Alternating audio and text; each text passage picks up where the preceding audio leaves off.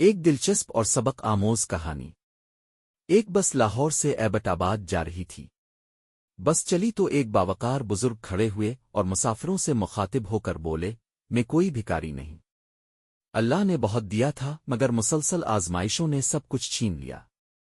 بیوی فوت ہو گئی، فیکٹری میں آگ لگ گئی، سارا مال جل گیا، پھر دل کا دورہ پڑا، رشتہ داروں نے بھی ساتھ چھوڑ دیا، بس یہ میری جوان بیٹی ہے۔ میرا سب سے بڑا خوف یہ ہے کہ میرے بعد اس کا سہارا کون بنے گا۔ یہ کہہ کر بزرگ کی آواز روند گئی۔ بیٹی نے اٹھ کر باپ کو سہارا دیا۔ اسی وقت ایک مسافر کھڑا ہوا اور بولا، میرے دو بیٹے ہیں، ایک ڈاکٹر ایک انجینئر۔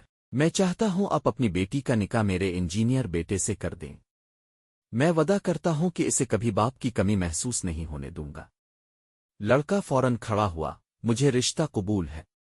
بس میں موجود مولوی صاحب کہنے لگے، یہ سفر بڑا مبارک ہو۔ اگر سب راضی ہوں تو میں یہی نکاح پڑھا دیتا ہوں۔ سب لوگ خوشی سے بولے، ماشاء اللہ، سبحان اللہ۔ نکاح ہو گیا۔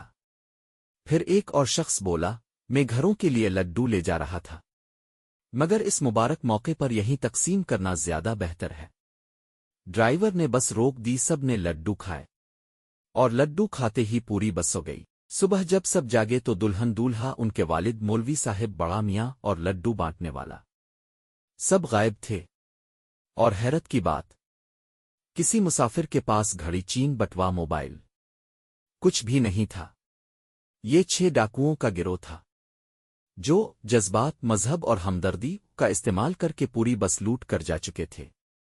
سبق: جذبات سب سے قیمتی چیز ہیں، اور دنیا میں سب سے زیادہ انہی کا کاروبار ہوتا ہے۔